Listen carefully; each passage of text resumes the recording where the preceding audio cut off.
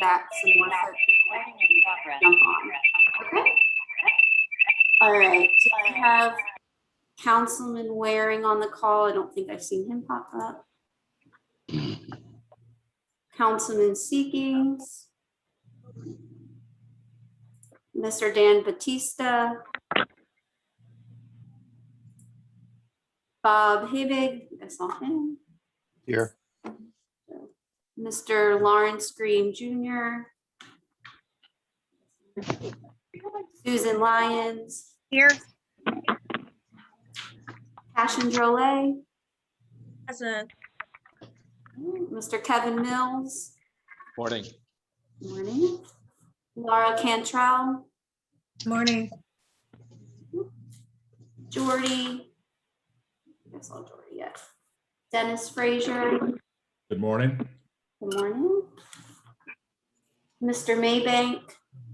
I'm here. Good morning. Good morning. And Mr. Chairman. Saw you here.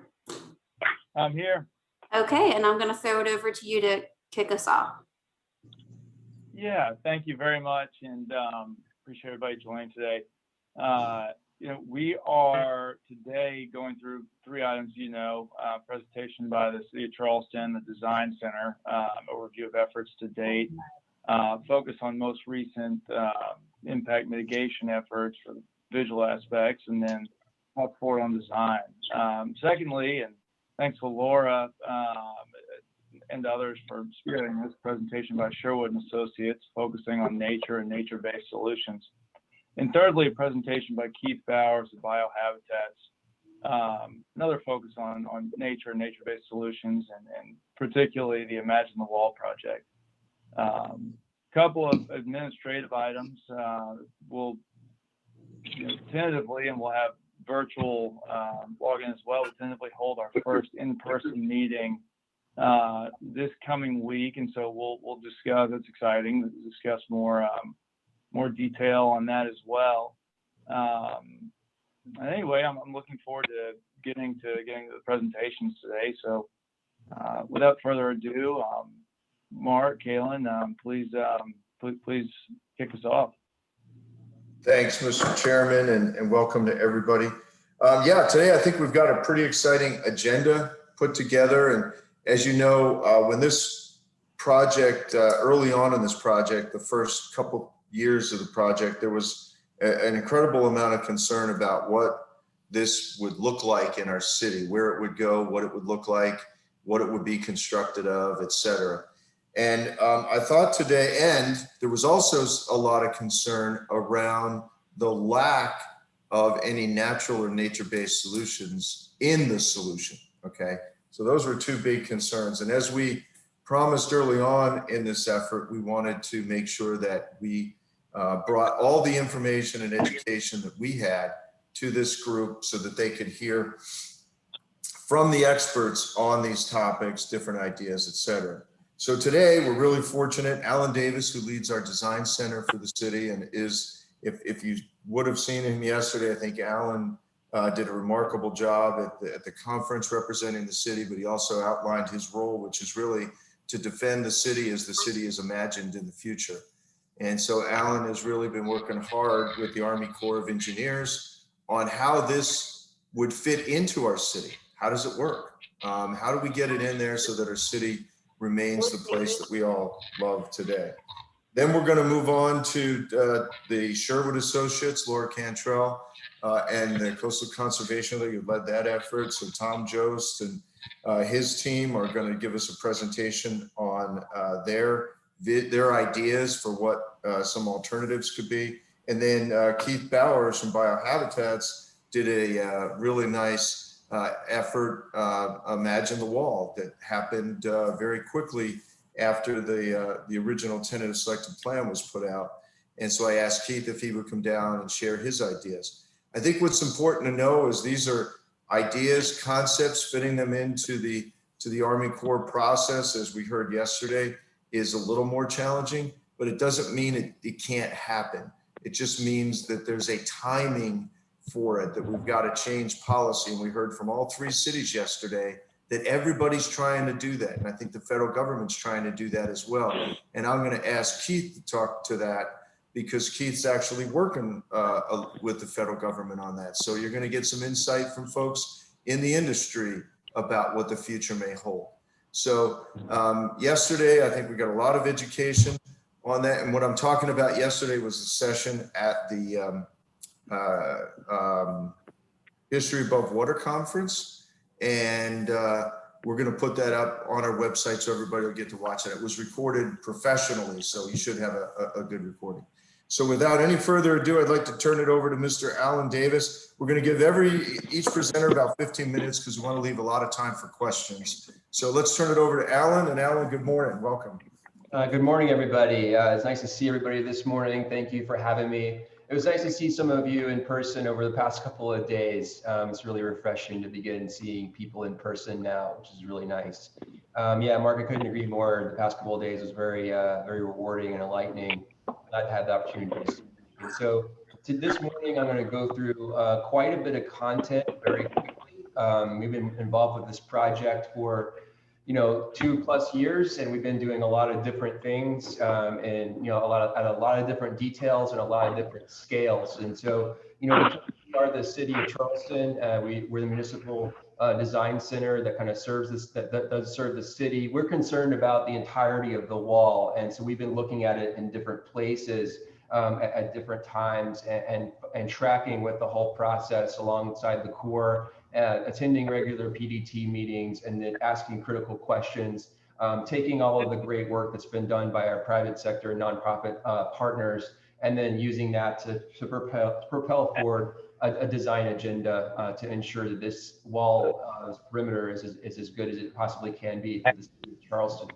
So I'll just go through my outline. Follows the same outline as the agenda. I'm going to give an overview of the efforts to date. I'm going to talk about our recent success with visual impact mitigation and cost estimation. And I'm going to give some thoughts on potential paths forward, mainly focused around 3 areas. The first area being contribution to the non-federal sponsor views that the city's contribution to the feasibility study. The second being a report from our own division about what some of our ideas are as a starting point for the PED phase. And then number 3 being anything and everything that we can do to prepare for that PED phase.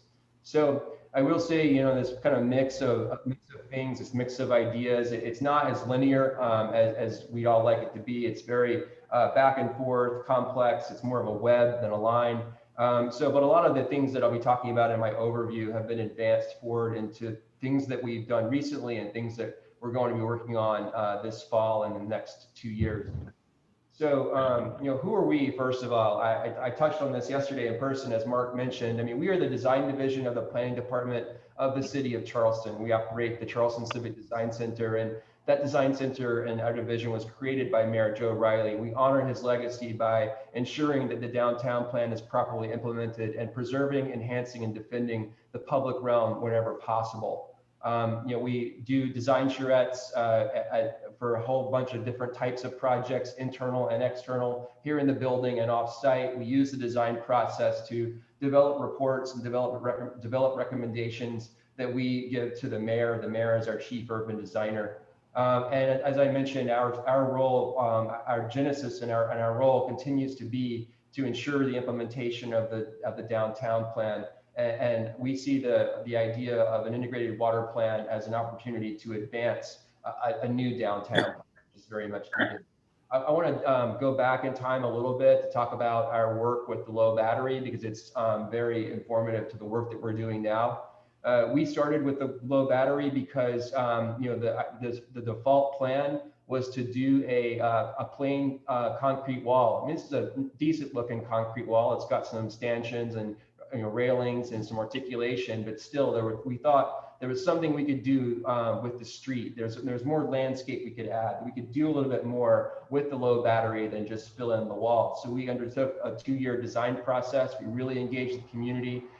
We worked closely with our consultants, the design review committee, to advance the design and put that out to the public to get feedback to advance a design that really created the final low battery design that made this into more of a linear landscape, with attention being paid to the composition of the wall, the transition of the wall itself to the urban environment, both in terms of the section to the adjacent parking and the travel lanes, but also this individual street connections. What happens at the end of those streets? How do you go from the at-grade surface to up high to the battery, stairs, railings, landscaping, things like that. But it's worth pointing out that here we are again, but you know, the effort now is magnified by 30. You know, we are facing, if we don't intervene, if we don't do everything we can to make this as good as it possibly can be, we are facing yet another plain concrete wall.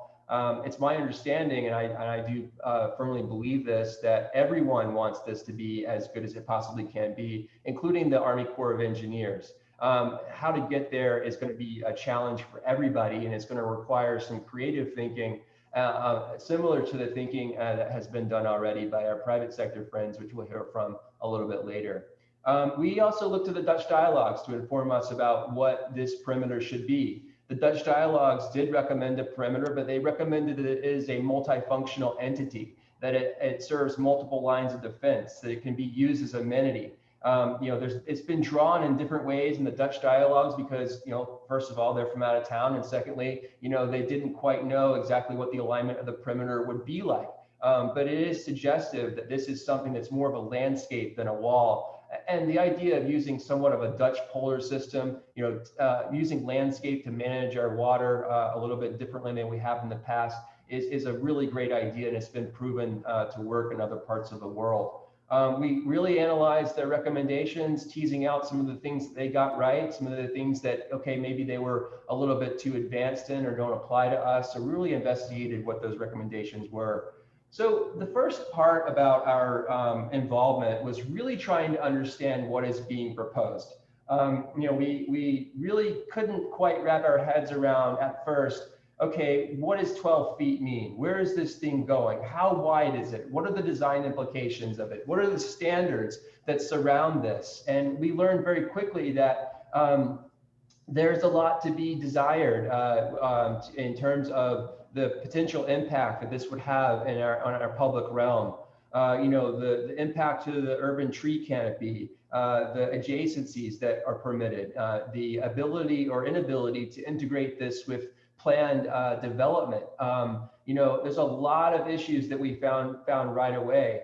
And one of the main issues that we think it needs to be worked on is the use of wall types. We're really only talking about 2 wall types that are replicated or meanders through a variety of special context areas.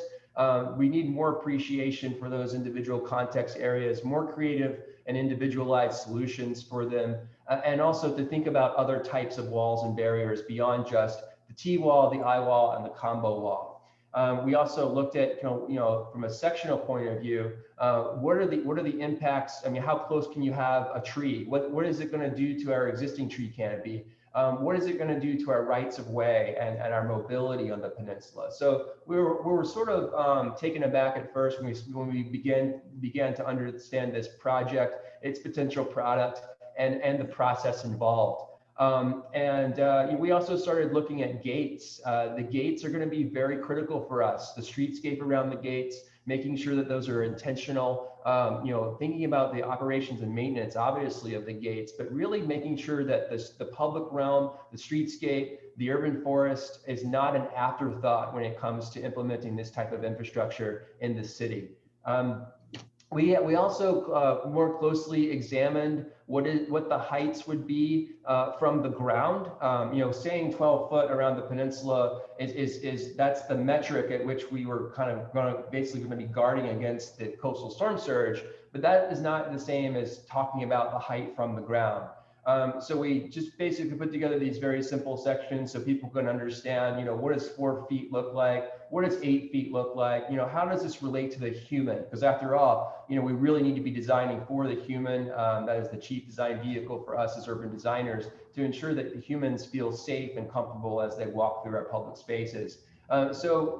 With this, it is worth pointing out that the majority of the wall, about 70%, is over 7 feet high. If you subtract the combo wall from that, you'd probably be looking at about 50%, maybe even just a little bit less, but quite a substantial portion of this wall that meanders through our streets and public spaces being over 7 feet high, which is over the height of an average pedestrian.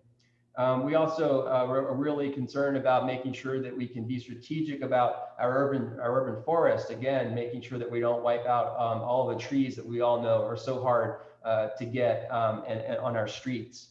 We did some initial renderings right away based on perspective, just to kind of get a feel for what this thing might be like. This is not intended to express the materiality of the wall, because that's just kind of a discussion that would be had later. What does it look like in terms of what the materials are there railings, things like that. This is just to express the height. Here it is in front of the, as originally envisioned, a combo wall in front of the city marina.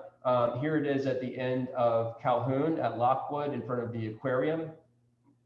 Here it is at the end of Bufane Street on Lockwood. So basically, we would not really be able to see the islands across the river or the river itself.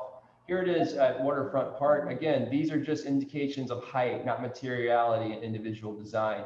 Here it is behind Harris Teeter at the end of Society Street, looking into the port.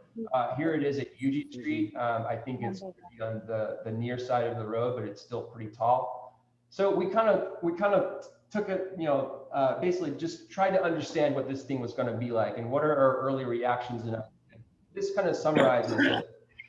We know that this is needed, okay? The first graphic, we have a water management problem. We are under threat by potential disaster from coastal storm surge and also nuisance flooding, sea level rise. I mean, this is we're not saying that we don't need this. We're not using these graphics to chase this project away. We want this project, we need it. But we don't necessarily agree on how it's projected to be implemented. And we believe that needs some work, as I've said before. So we also looked at where do we have design and alignment concurrence? Where do we agree with the design that's being proposed? Where do we agree with the alignments, et cetera? And also really looking at what we call critical intersections. Where does this intersect planned major projects? For example, the Ashley River crossing, the multi-million-dollar pedestrian bridge is going across the Ashley River. Any streetscape plans for streetscape, such as Calhoun Street, or any development sites that are being planned, both in terms of in the near term and also in the long term, especially according to the 1999 downtown plan. So we really wanted to be sure that we're not, cutting off of our development opportunities. We want to be able to maximize the city building that we all need to continue doing. So here we are. I mean, we really have to decide for ourselves. Do we want a sort of baseline concrete wall, that you see in other places, or do we want something that's more like Charleston, that's maybe greener, that's nature-based? This is really for us to decide, especially when it comes to the financing of the infrastructure. I'll get into this later, but we're going to have to make some really hard decisions and prioritize when it comes to mitigations, betterments, and recreation, because it's going to start being expensive, and that's going to be on the non-federal sponsor for the majority of the betterment. So we want great design, but the project is already very expensive, so we're really going to be limited on when we can do great design and where. So we're going to have some hard decisions to make moving forward. I did talk about the wall types, how we want to see more of a variety of wall types. There's a lot of wall types out there, a lot of perimeter solutions out there. I talked about the Dutch polder. There's removable flood panels. There's all kinds of tools in the toolbox that we need to be looking at beyond just the types of walls that are being proposed by the Corps of Engineers. We did this graphic very early on, just kind of as a question, and this was carried forward in the Wagner and Ball study. Can you fill behind a combo wall, or can you fill behind any wall so that you're looking at green instead of gray? Think about our street ends, think about what you're walking along, think about the transitions from the grade to the wall. Why does it have to be so abrupt or abrasive? Can it be something that's softer and something that you can use? Again, getting back to the multifunctional landscape, not just what it looks like, but also what it's like to be on it and around it is very important to us. So these really four main variables that we're going to have to grapple with as we move forward into PED. Number one is the design. I talked about that. You know, what is the wall? What is it? What type of wall is it? What can you do around it? How can you buffer? How can you buffer it? How can you add things to it to actually make it more of a landscape? Then the alignment. We're not in full agreement about where the optimized plan is aligned. How can we strategically, you know, move it a few blocks out or in or what have you to make sure that it's in the right place? For example, if the wall needs to be located in more of an industrial landscape that cannot be seen from the public realm of the inside of the city, that would be more advantageous for a variety of reasons, and it would also cut down on the need to you know, to make it a pretty wall because nobody would really see it. So there's a lot of trade-offs involved in that, and especially in terms of the alignment decisions. Then we started talking about, you know, these two other variables are a little bit more unique, and they're new for us, but they started to kind of come to the surface. Number one is the moments. You know, what happens at the gates? What happens at these individual spits of land, where at the end of streets where you can go and sit on a bench and look at the water right now? You know, these moments that we have in our city, these small spaces, what happens when a wall goes through that space or around that space? And then, of course, materials. We're really going to be concerned with what it looks like if it is just a wall. In some places, it is going to have to just be a wall, and that's okay. We have walls in our city. Other cities have walls. But we in Charleston, especially when it comes to the private sector, have very high expectations about the composition of those walls, the materiality, whether or not they contain, you know, railings and different types of articulations and landscape in front of it, things like that. So materials are going to be very important. But that is to say that this conversation is not only about what the wall looks like. We cannot reduce this project down to mere aesthetics or materiality. It's a little bit more than that. I talked about the spits of land that kind of occur around the peninsula, or really paying close attention to them. You know, there's a rail spur around the Citadel that's very interesting. There's a rail spur on the Upper East Side area near the Ravenel Bridge that could be an amenity, that could be something to help people get out into the water. And we really want to be sure that the wall allows for that, allows for those spaces to be accessed in a way, increasing access to the riverfront and not, you know, reducing access to the riverfront. And that access to us is defined in two terms: visual and physical access, being able to get to it, being able to see it. I talked about the intersections. I talked about the concurrence. This 1 through 16 is reflective of a character-based mapping that we did. We actually broke down the peninsula into 16 character-based segments. We've actually went even further to break those even further down so that we can allocate specific solutions to each of those contexts. Another big idea that came at the very beginning, and I think I'm way over on time, so I'll hurry up. The idea of having a walkway all the way around the peninsula, this green loop, we really want to have that be implemented. We looked at all of the possible configurations. We used different maps to try to encourage the Corps to think about different alignments and co-locations in different ways. A lot of this will be in our final report. We debriefed with Wagner and Ball, kind of downloaded everything we've been thinking to date so that they could get all of this incorporated into their report. And we created this composite map that includes all of the notes and potential alignments and views of concern, locations of renderings, these moments that we keep talking about. So we're really trying to track this geographically as we go. I'd be remiss if I didn't use some of my time to talk about the progress that we've made with aesthetic mitigation. So through the EIS process and what's called the VRAP, the Visual Resources Assessment Procedure, that is inside the Army Corps of Engineers. Obviously, the document is a little bit dated, but it still very much applies. It allows us to use urban design language, urban form language, urban space to talk about the quality of the wall and its potential impact. You know, and there's a very complex procedure that Mark really helped us with, and the Historic Preservation Society and the Historic Charleston Foundation also helped us with this, to really start to understand using these terms like spatial dominance and scale contrast and compatibility. What will the visual impact of the wall be? And of course, as you might guess, the findings are going to be that there is a significant impact in terms of the visual and aesthetic quality of the space. We did these very simple renderings following the VRAP protocol through the Army Corps of Engineers to select views and to show what the wall would be like. Again, not materiality, but just height. So we can talk about scale contrast and compatibility and things like that. Here it is at the end of St. Margaret Street. Here it is along Lockwood. Here's the low battery. We're talking about the low battery wall being filled in, so you can see how people would still be able to walk on it, but the views would be impacted. The reconstruction of the high battery, what that may be like if we actually reconstruct it as is being considered. What does this look like at the street ends, particularly if you have gates? So basically, we found a significant impact, but we've been working with the Corps of Engineers and their landscape architect, Diane Perkins, to come up with a way to account for the potential costs of aesthetic mitigation in the feasibility report to be able to affect the cost share, so that these mitigations elements are actually covered under mitigation, and they don't get put off as betterments and recreation later in the process that would be more on the city's dime rather than cost shared.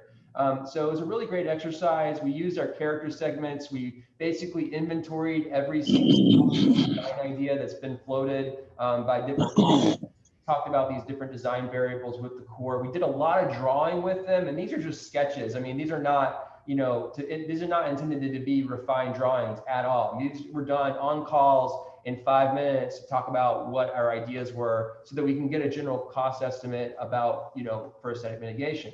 I don't have time to go through these. I've already used up too much of my time, but suffice it to say, we really push them to think creatively, to try to think about the wall as more than just a wall, to think about, what kind of sort of, I don't want to call them bells and whistles, but treatments that we would do to help, be sure that we're compatible with our development, that the wall is located where it's supposed to be, and it is park-like in nature, making sure that we can account for all of those potential costs. So we just did a lot of drawing with them. We looked at different things like berms and how you get up and down berms, things like that, especially along Lockwood. There's a location at the end of the beginning of the high battery where they're basically got this triangle that's going to cut off the current battery beach. That's something that's very important to me. I love that beach. I think it's really cool. I've seen people go down there and collect shark teeth and pick up boat rides and things like that. But if they're going to cut that off of the wall and just leave it, you can't really just leave it, right? You have to do something with it. It may not look like this. Again, this is just a sketch, but it could be something that is more of an open space rather than a wall with nothing behind it. We're really thinking strategically about, what happens at intersections. Again, so here is Concord Street, and here's the wall located along the median. What happens if you sort of pull that wall back behind a private property that we as a city own that property? We can pull that back and then be able to allow that intersection to continue having trees and vegetation and landscape, nice crosswalks and things like that. Again, I mentioned the paths forward. I'm sorry I'm taking up too much time. Number one, we're really focused on the non-federal sponsor views, making sure that all of our ideas and perspectives are basically iterated to the core so that we can establish our expectations as a design city, and also the level of involvement and creativity that we want in the PED phase, things that we're going to want to look at when we get to that point. We're going to package all of our work in a design division report. It's going to be basically a reinterpretation of majority of the sketches that you've just seen. All of the maps, all of that stuff is going to be packaged for people to think about. We're shooting for September 10th on that. And then we've got a lot of work to do over the next couple of years. We need a new downtown plan, integrated water plan, various studies. We're going to continue working with our private sector partners on their development terminal. Things like that are really going to be important over the next couple of years.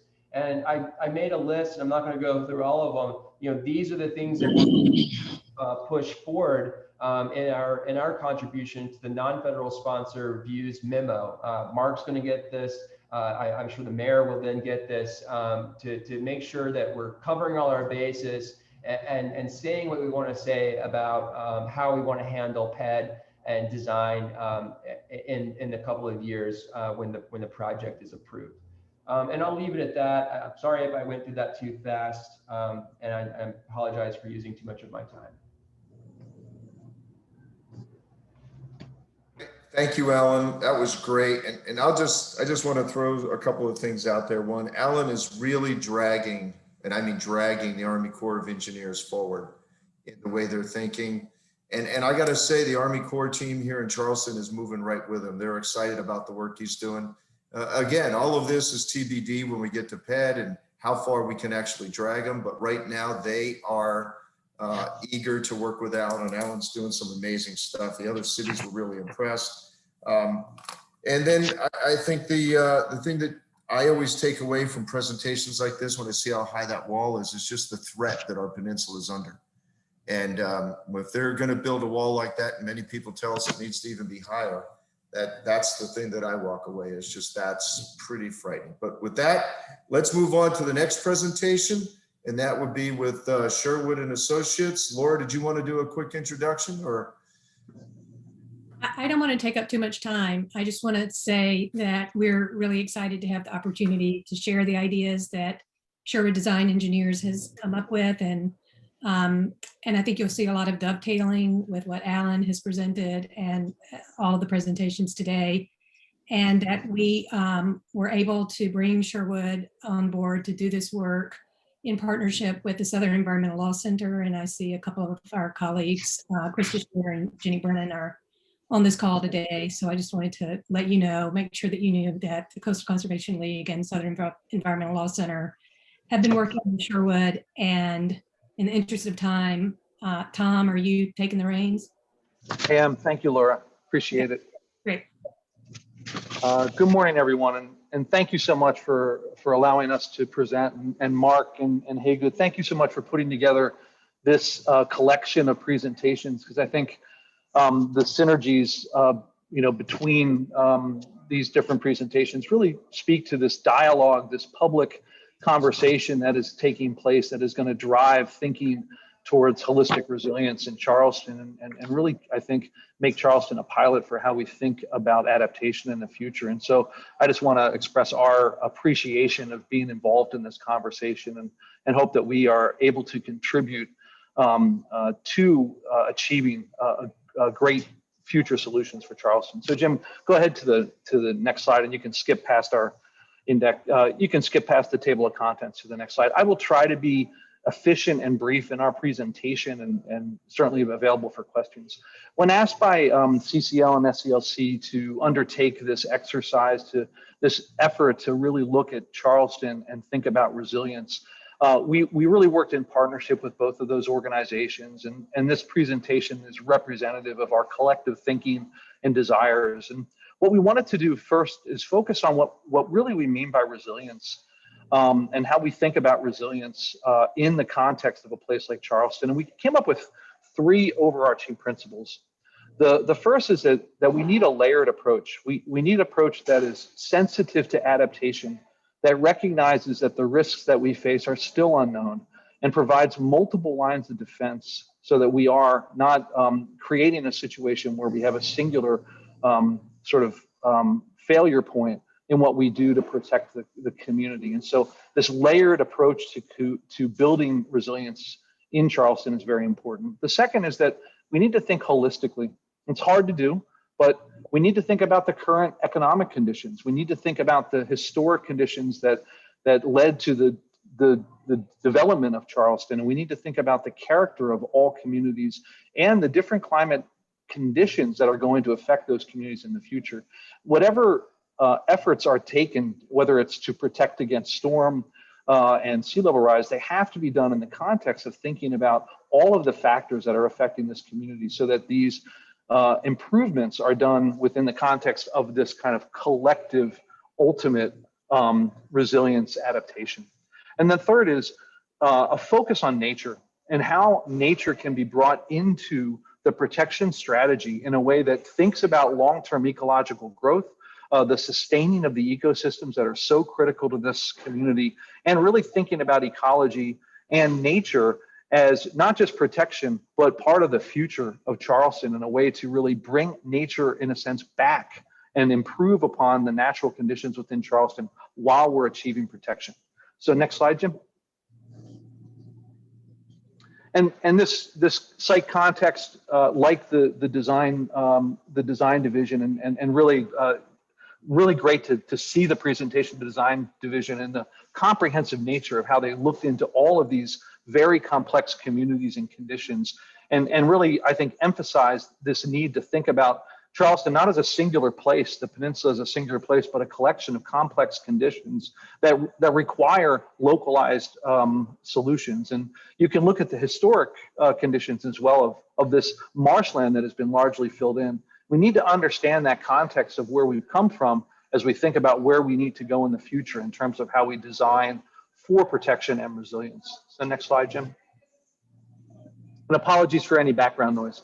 One of the things that we're really focusing on is how do we continue this dialogue with the Army Corps and drive forward solutions that can embrace the federal process and can allow us to achieve this kind of holistic opportunity in partnership with our federal partners. And one of the big focuses is on the Army Corps' nature-based approach, their natural and nature-based features and NBF opportunities. Elsewhere within the country, within the Army Corps, they have been looking at nature-based adaptation and successfully piloting opportunities to bring nature into protection. We see that as a golden opportunity here in Charleston to really work within the Army Corps' own structure to bring nature-based protection to this particular project. And we want to really lean on some of their own experiences, some of their own pilots for doing this, and saying that Charleston will be the next place where we take that to the next level of integration of nature-based features.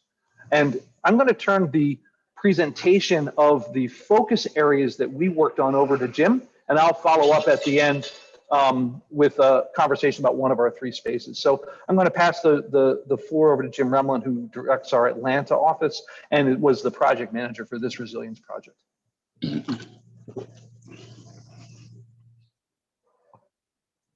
I think. Jim, are you there?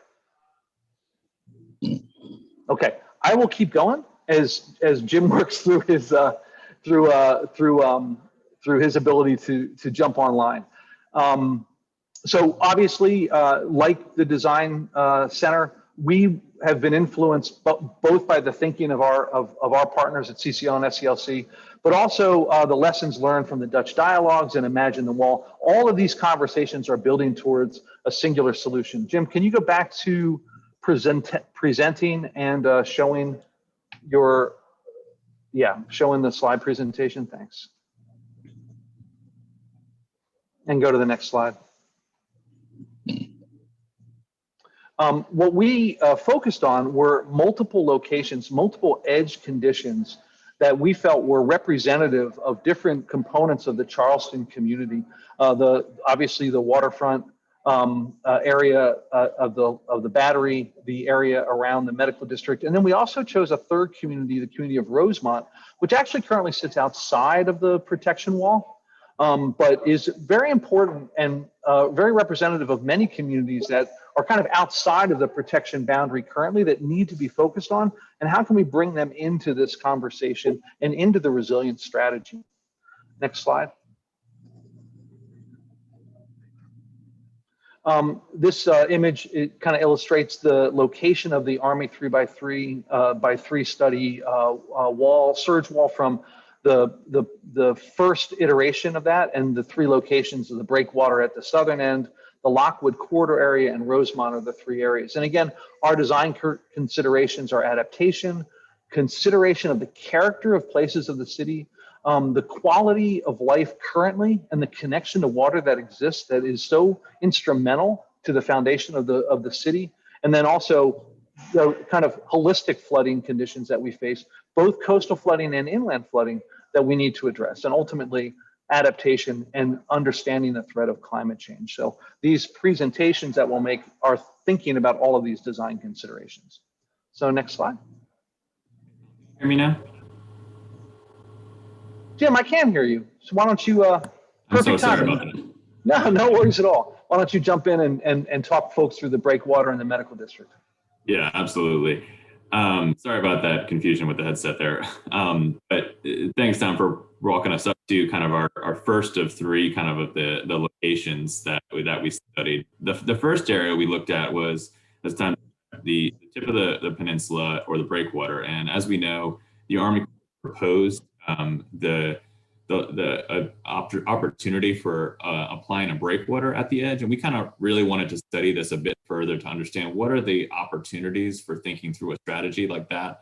But understanding that there's a really interesting sensitivity to this edge of history and character of the place, and knowing that the wall in its place to create protection might not be the only solution. So as we studied it, in short, we basically took a look back at the history of this location, and through analysis, we really understood that the tip of Charleston used to have an historic marshland prior to them building the battery. And so the marshland shift to something that's a little bit more structural actually was an interesting component for us to analyze.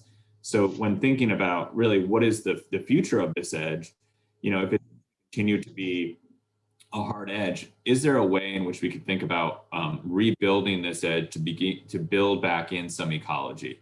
No character of the breakwater is something that it does not want to get removed, but rather should be protected. Is there a way that we can do both? And this kind of analysis got us to drive for basically to set up our design drivers for this exact location.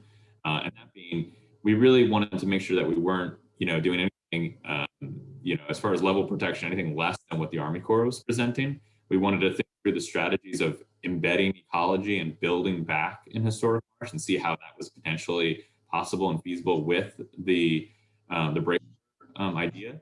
And with that, it helped us to really think through at each one of these locations that we're looking at, is to understand, as it was raised earlier, with the idea that Charleston is unique. The character of the city has to have some part of the response in its future protection. So that was a key for us in thinking through how the strategy might link up.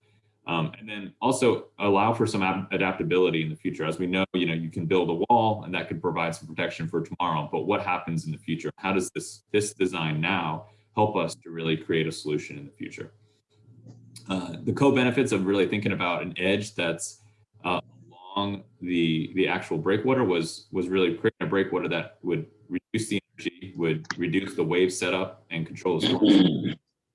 It would help to reduce erosion, but also allow for some natural sedimentation and water quality improvement along that edge. So creating habitat, bringing back that marshland, having that be a part of Charleston that builds even more character in this location, but also provides some resilience over time.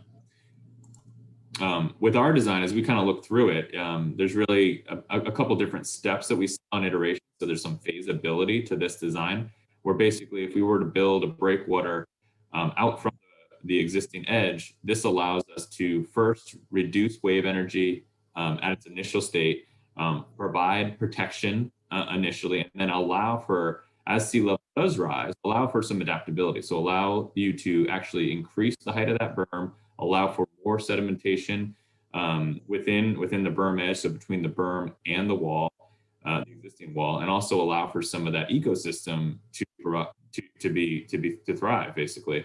And that allows for a more interesting edge condition, which still you to basically create some an adaptable edge or panel. Glass panel is what we're providing as a solution against the actual wall on top of the wall.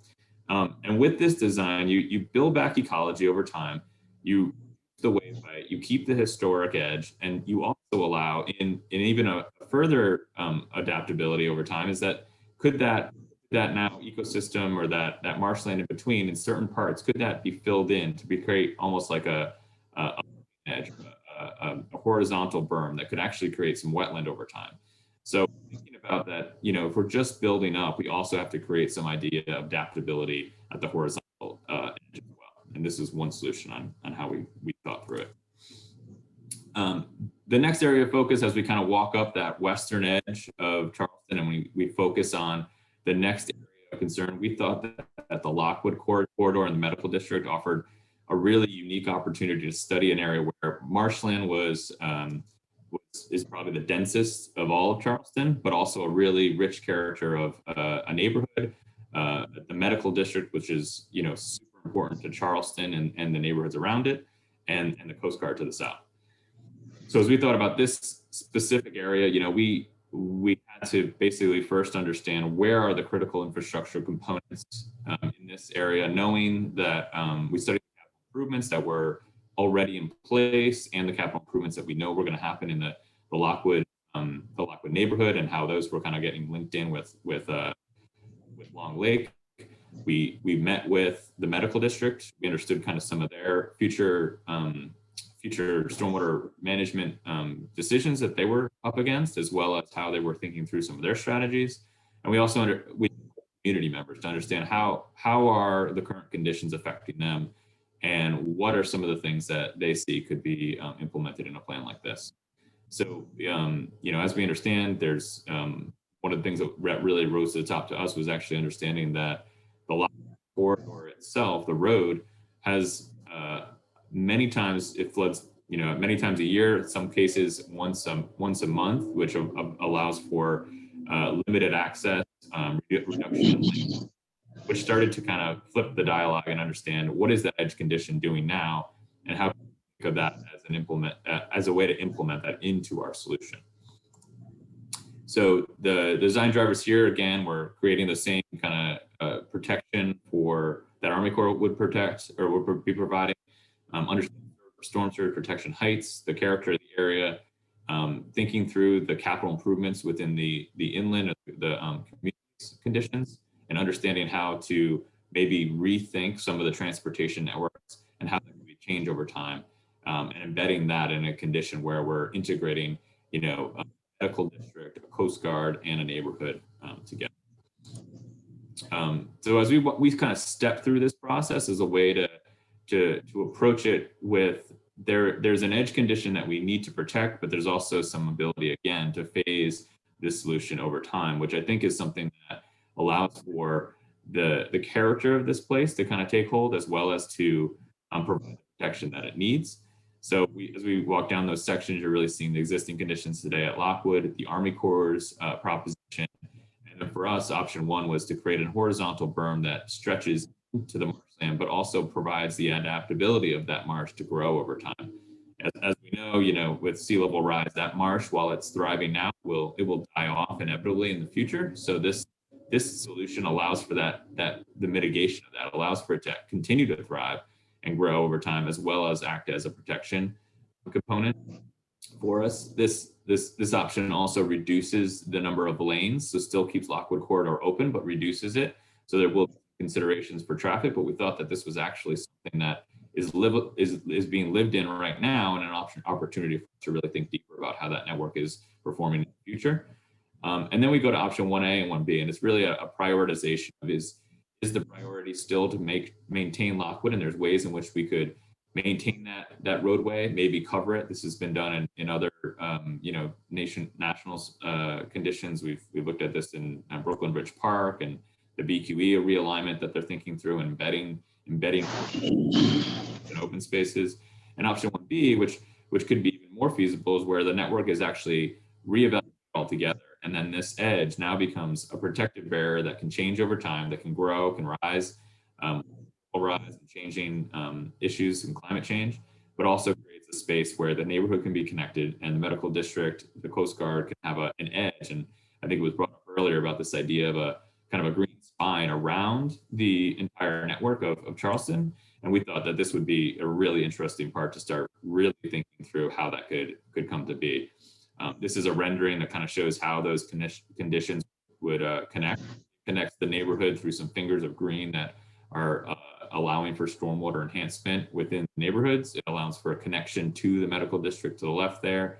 It also is Long Lake as a key component to the stormwater system of the neighborhood, allowing not only drain, but also allowing it for it to change and react over time to the continuing issues of stormwater within the inland condition.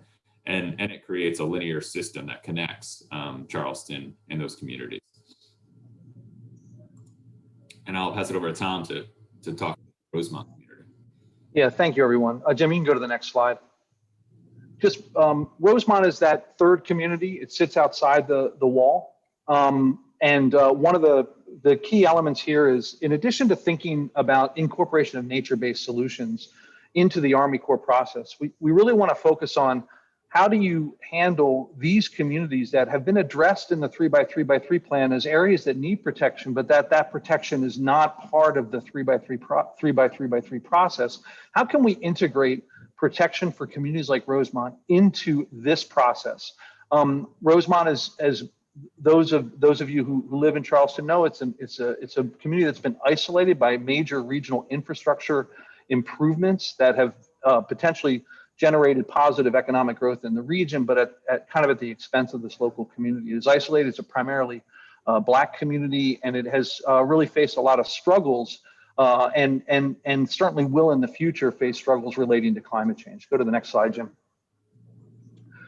What we feel it's very important to think about with Rosemont is the fact that this community really has not been engaged in the conversation, and that as we think about solutions for Rosemont, they need to be thought about in the context of how this community is going to grow and evolve and continue to thrive in the future.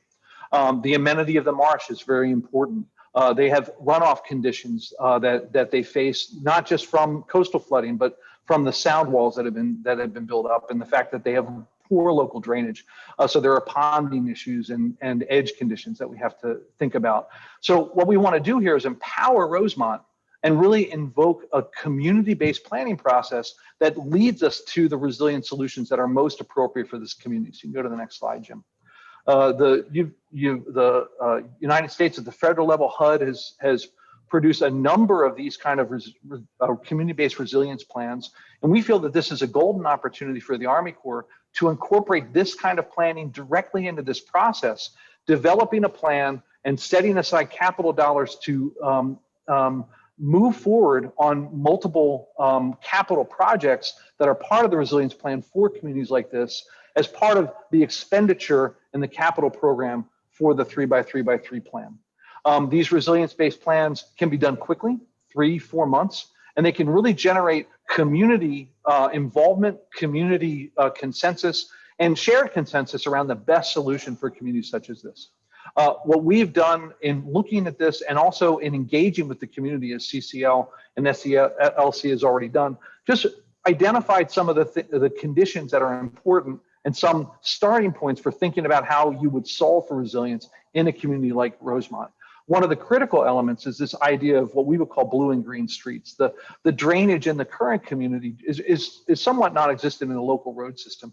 How can we reconstruct that road system that would benefit the community, but also create a way to capture water and reduce the threat of inland flooding or flash flooding that this community experiences on a daily basis?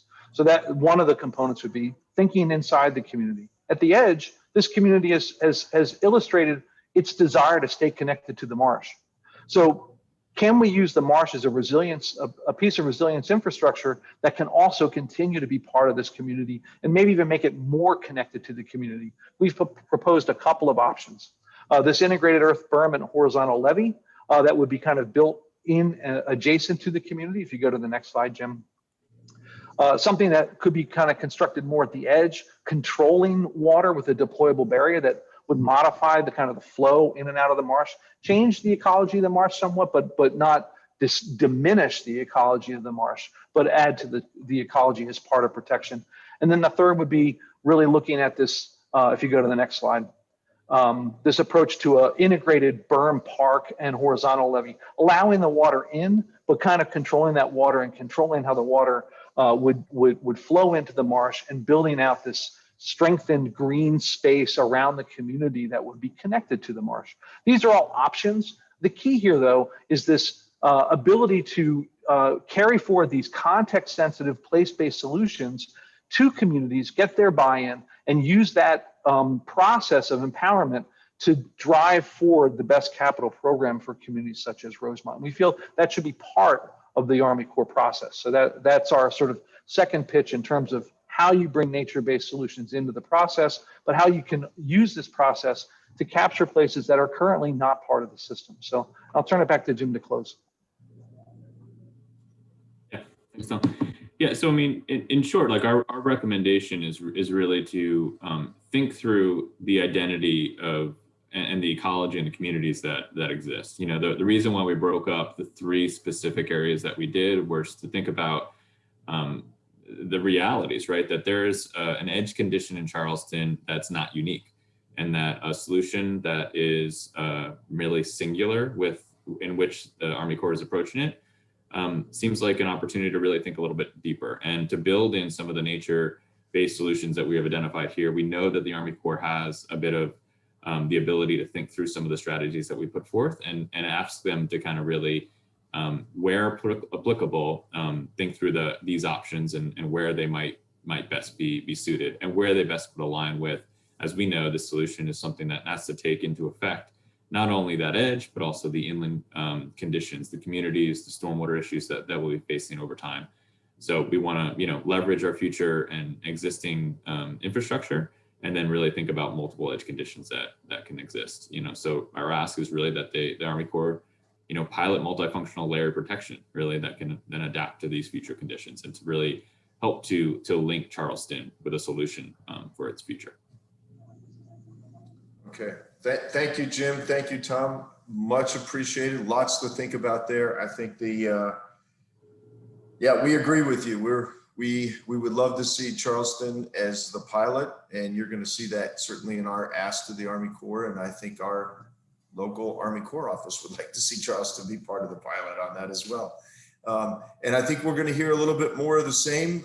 Keith Bowers, as many of you know, runs a firm here in Charleston Biohabitats, but it actually has reaches worldwide on doing eco restoration and nature and natural based solutions for things like this. And Keith and his team put together a very similar product, and we want to hear from Keith and ask Keith maybe if during this, if he could just talk a little bit about his interaction with the Corps and what he might see as the future opportunities as well.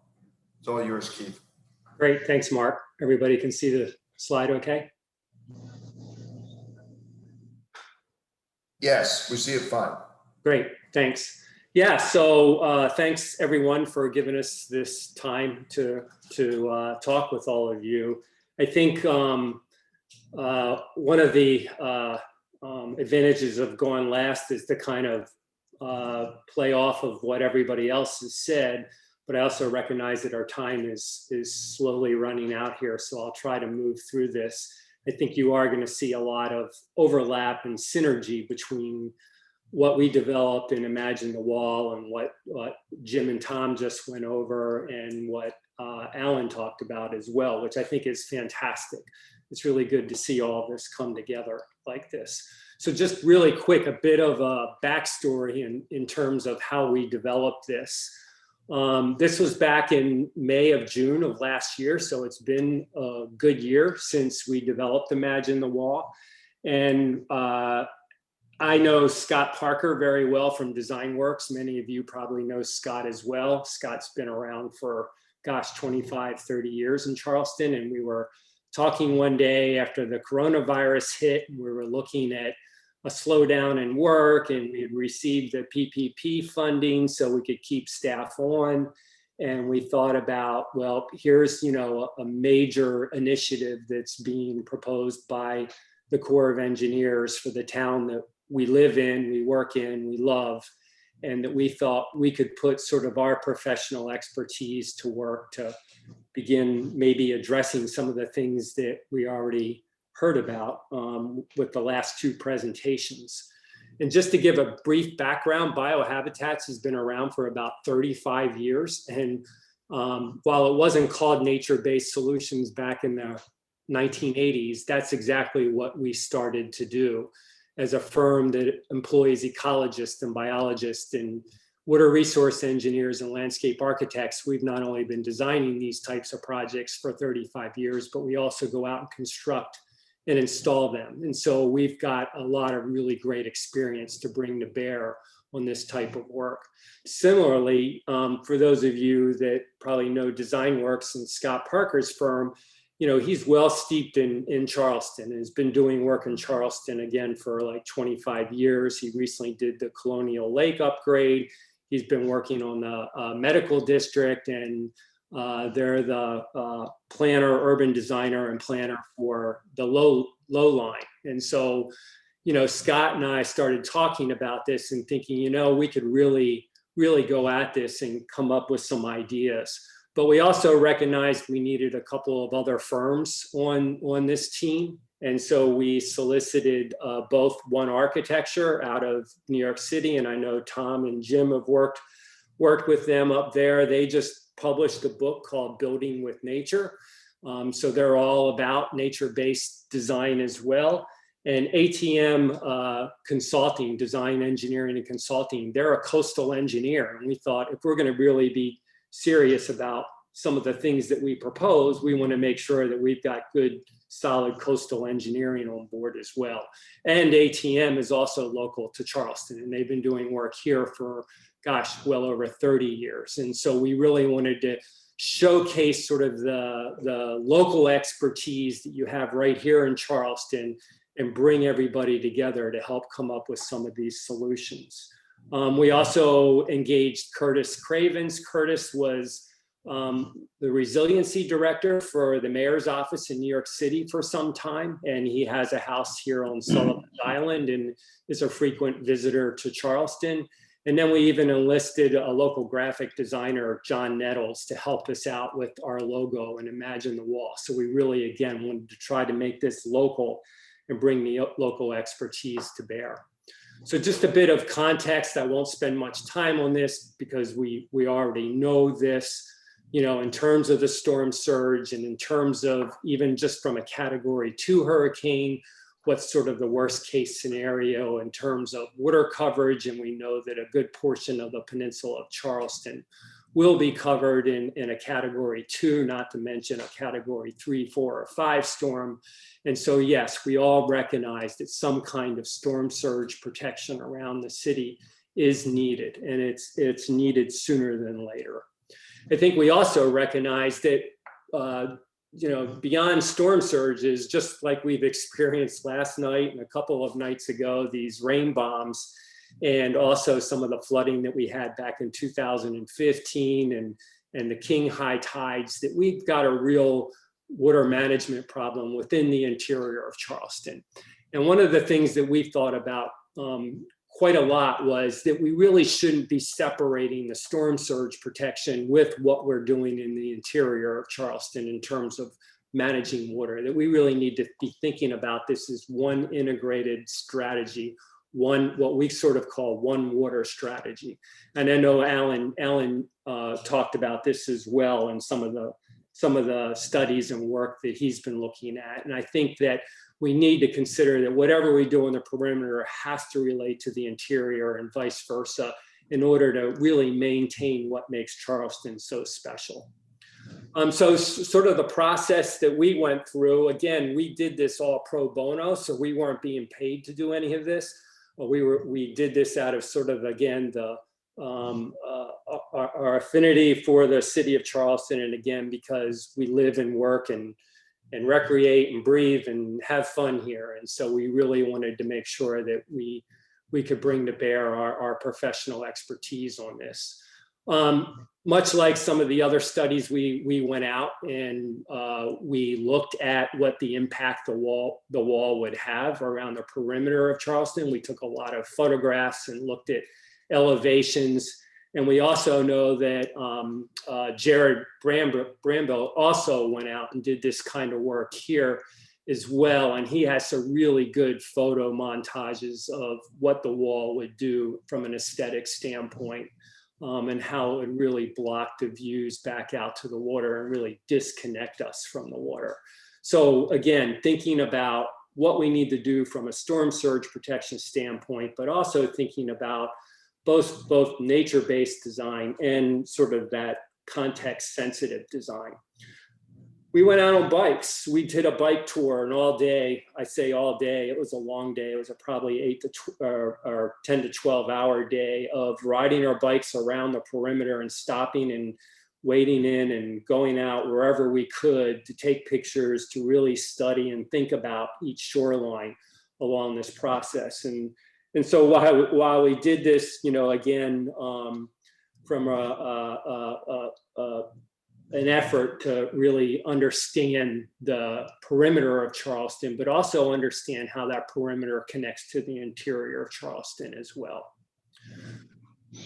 There's a lot of precedents out there, and Sherwood Engineers certainly has been working on some of these, along with biohabitats. In New York City after Superstorm Sandy, there was the Rebuild by Design competition, and a lot of great ideas came out of that competition, and some of them are moving forward.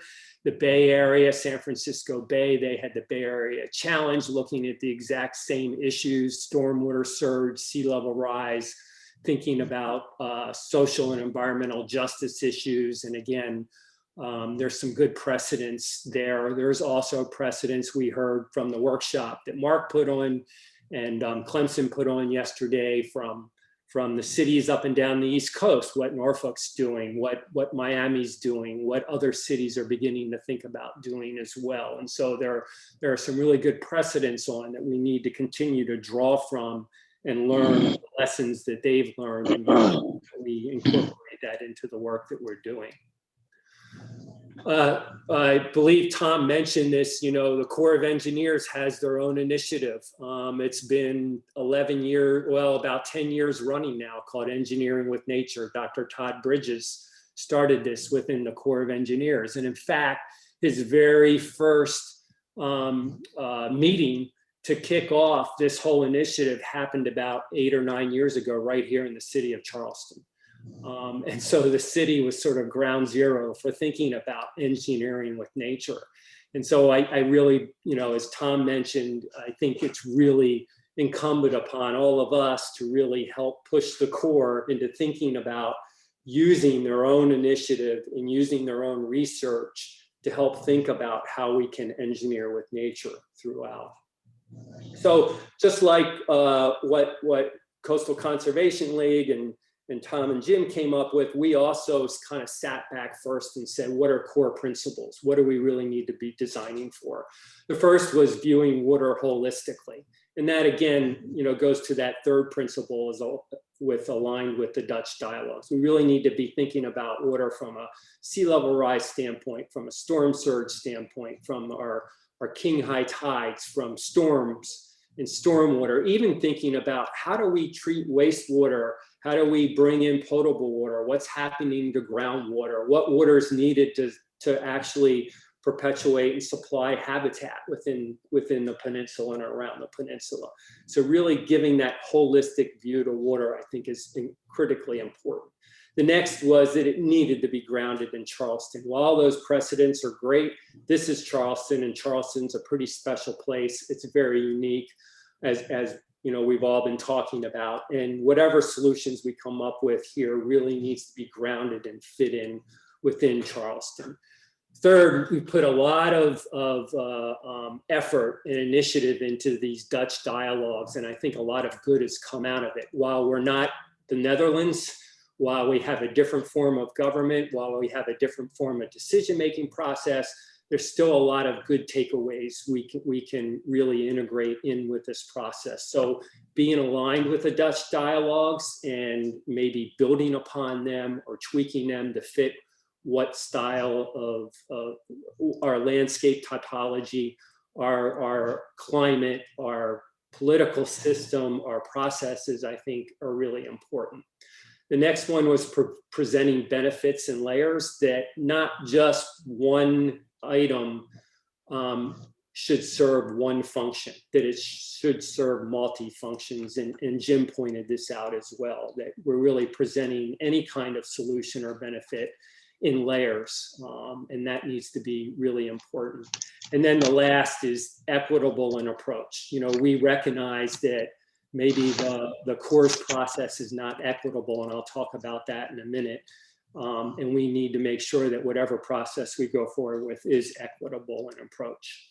I think there's this whole notion that green, if we go with green infrastructure or these nature-based solutions, we don't have to do the gray approach, and that's that couldn't be further from the truth. It's really what we thought about is starting with the green, starting with the living systems approach, nature-based approach, and moving toward gray as we need it. And in some cases, we may need strictly gray infrastructure. We may need the wall as the wall and nothing else. And in other cases, we may be able to do away with the wall and use nothing but or exclusively green infrastructure approaches. So we think that we need to start with green and move toward gray. We also believe that it needs to be everything needs to be interconnected, it needs to be multifunctional, and it needs to be adaptable over time. And then secondly, it needs to be context sensitive. We've heard a lot about that already in the last two presentations, right? And that's all about what makes Charleston unique. And so if it doesn't fit within the context, then we're failing our job as well. So some of the ideas that we came up with, and remember, these are ideas, these are not, solutions per se. Again, we did this within, a month's worth of time with limited expertise and really absolutely no community involvement. And so, what we tried to do is just present some ideas here that others could take and build off of and incorporate, and to really have a robust, I think, honest discussion with the community at large. I think the first thing we thought about is this idea of bespoke and partition, meaning that each idea needs to be tailored toward the context in which the peninsula resides in. And we started thinking about that context and came up with these sort of different sections: the Ashley River Marsh area, the Ashley River Marinas, the Battery section, the Cooper River waterfront, the Port and Civic District, and Upper Morrison. And I think we all know that those of us that have lived and worked here, each one of these has its own unique character, unique opportunities, unique challenges, and whatever ideas or solutions we come up with needs to really fit each one of those areas here.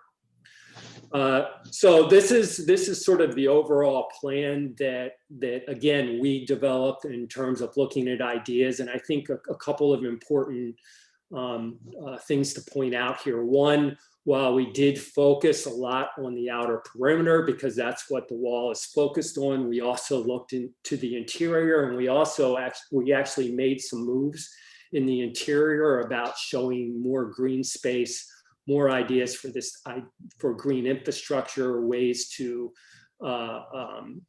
daylight and restore some old creek beds and marshes.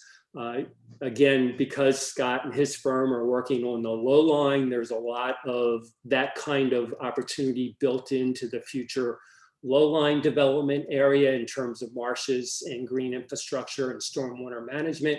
And we really believe, again, that needs to be an integrated strategy with whatever happens along the perimeter. A lot of the ideas that Tom and Jim showed you are the ideas that we came up with originally on this. The idea, and I'll talk a little bit about these later, is the horizontal levee, which is shown in the yellow there.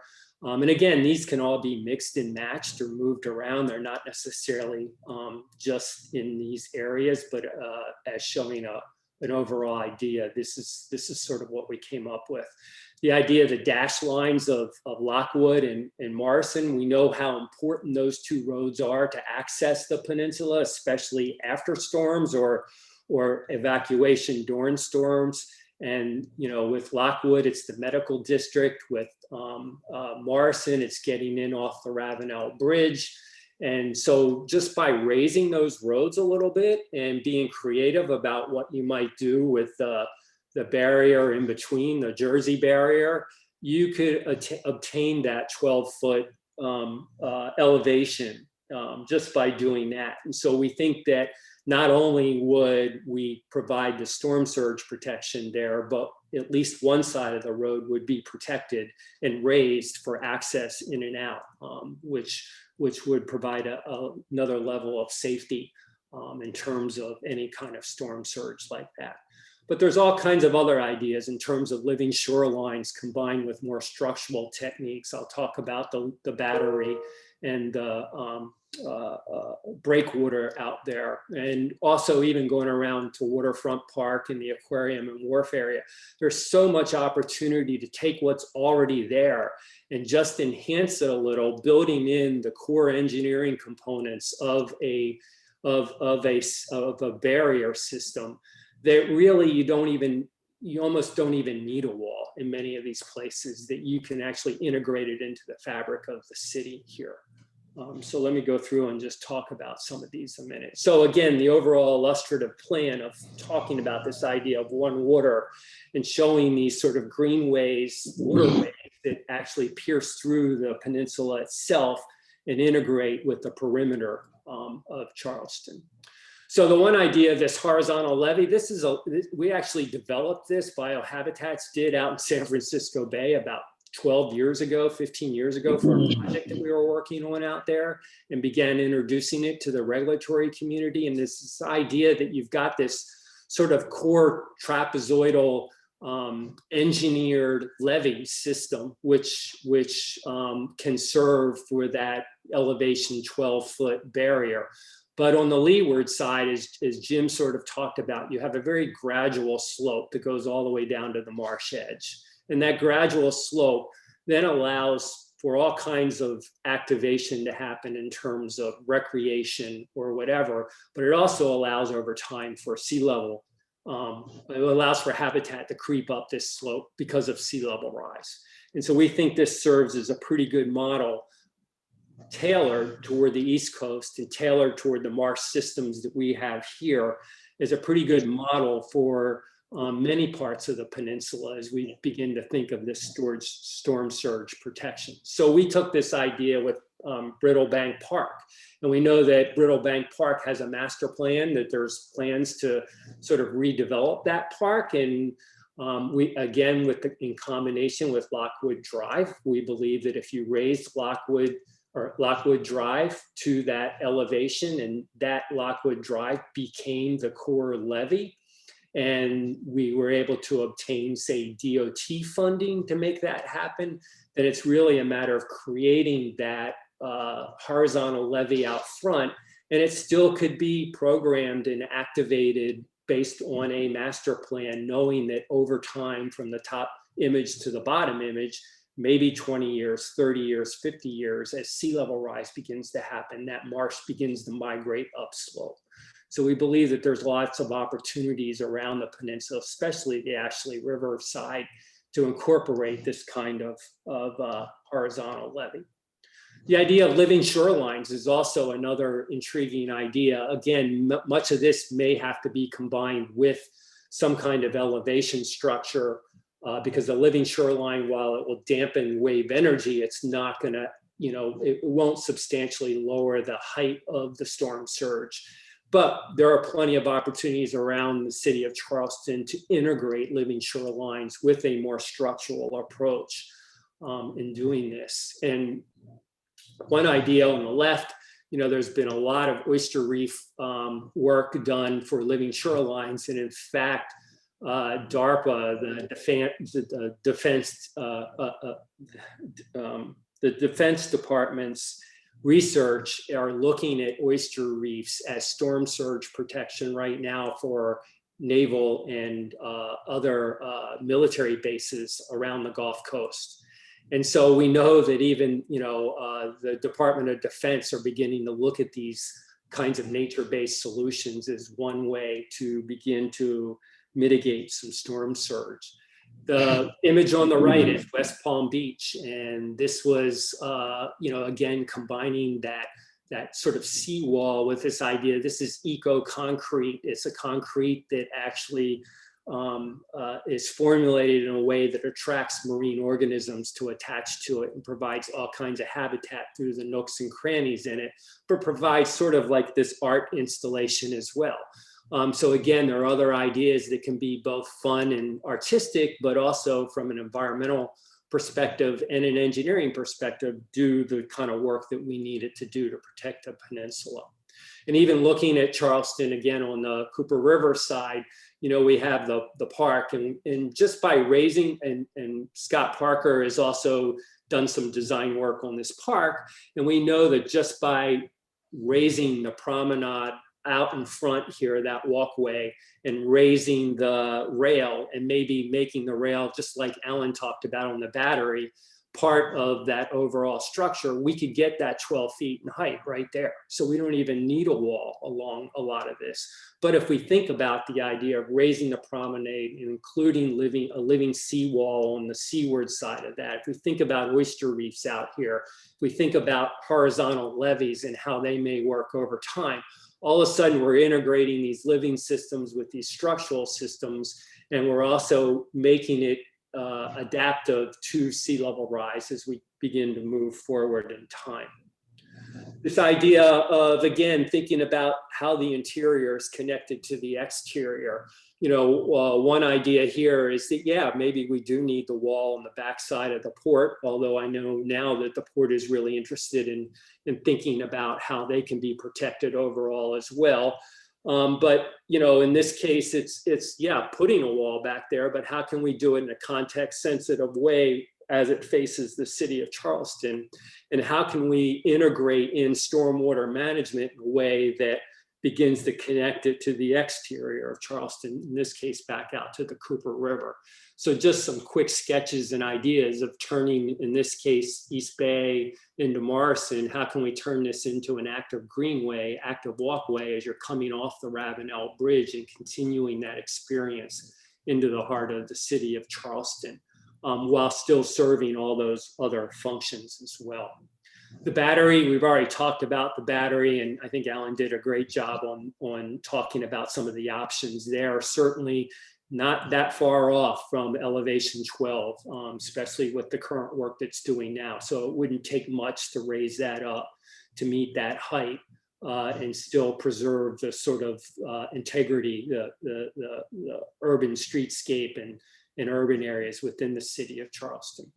This idea of the breakwater, that's another idea that, again, we came up with a year ago. And one of the things that we did is we got ATM, the coastal engineers, involved, and they actually ran some modeling for us, the same modeling that the Corps typically runs for assessing these breakwaters. So we wanted to make sure that as we place this sort of idea solution of a living breakwater, that we were doing it respective of the navigation channels and respective of what heights we would need and how that would actually be positioned or work to protect the city.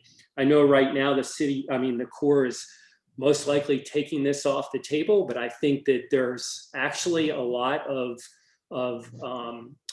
advantages to doing something like this in the long run that, again, may protect the Battery even more and protect part of the city of Charleston. So I think it's worth considering. Jim or Tom did an excellent job of talking about all of the advantages, so I won't go over those. This was known as Oyster Point at one time. So returning to that idea of Oyster Point along with the Battery could be a very intriguing idea. And again, we went through some of these engineering analysis, looking at the breakwater.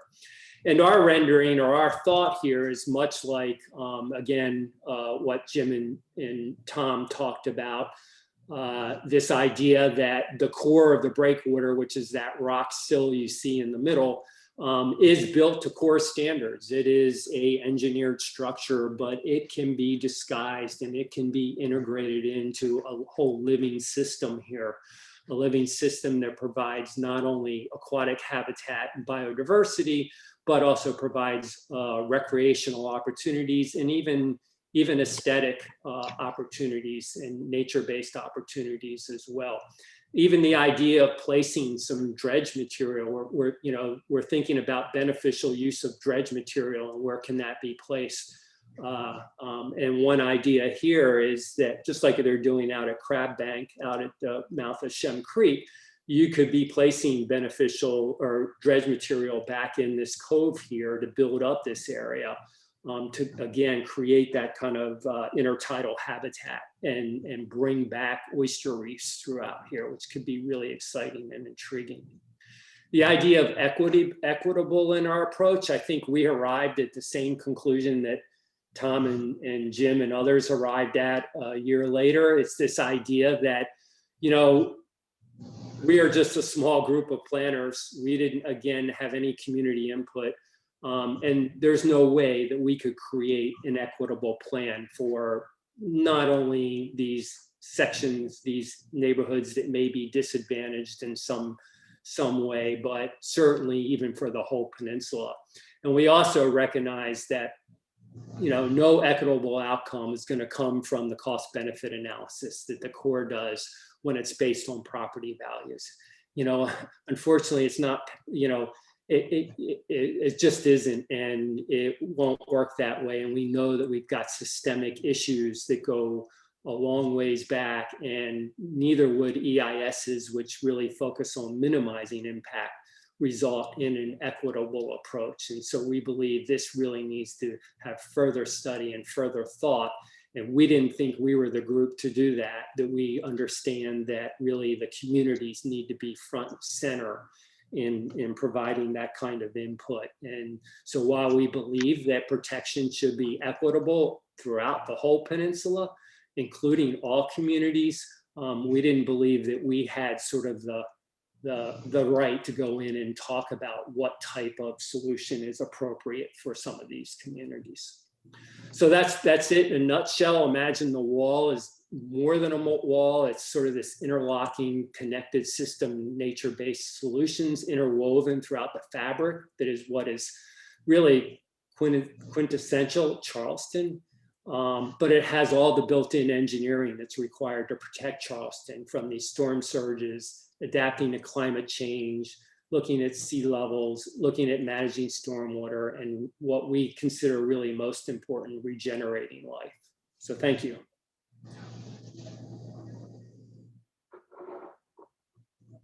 I really appreciate everybody's time, and given that we are right at 11 o'clock, you know, what I propose is having the Q&As be answered via email by the presenters in order to free up time, and so that's number one. And number two, just wanted to go through, Kelly, if you wouldn't mind just giving a quick update on just procedure for our next meeting. I think that'd be hugely helpful, time and place and all that. It'll be a slight deviation of what, not slight, big deviation of what we've done so far, but an exciting one. Sure. Briefly, we are proposing, and we have a room held for our next meeting in 2 weeks, the 30th at 9:30. It'll be in the public meeting room at 2 George Street, which is the Gilliard Center. And I think for that meeting, Mark has some maps that have been printed out by our GIS department. We'll be able to go over some robust conversations within the committee members of, you know, the presentations we've had over the past month, and start to work towards some recommendations coming up on some of the city's deadlines. So that's the proposal. We hope folks will be able to save that time. And as Haygood put into the chat earlier, obviously we have a lot of conversations and good presentations. So we're looking to extend our meetings here to 90 minutes. So we will propose that the in-person meeting will be June 30th, 9:30 to 11 a.m. in the public meeting space at 2 George Street. I'll send all that information out probably later this afternoon or tomorrow morning, along with the presentations from today and the meeting minutes. Great. Thank you all very much. A ton of great information and a lot to think about and incorporate, and a bunch of different, alternatives. So certainly appreciate everybody attending's time, of course, all the presenters' time. Thank you all very much. Very enlightening, and you know, I think it'll be a great contribution to the overall effort. So thank you again. With that said, we'll go ahead and adjourn. Appreciate everybody's time, and please be on the lookout for a few emails. Number one, regarding the phrasing on the recommendation for the water plan, and number two, with regards to the subcommittees, getting those first meetings set up. So anyway, thanks again, and y'all have a great rest of your week. Great day.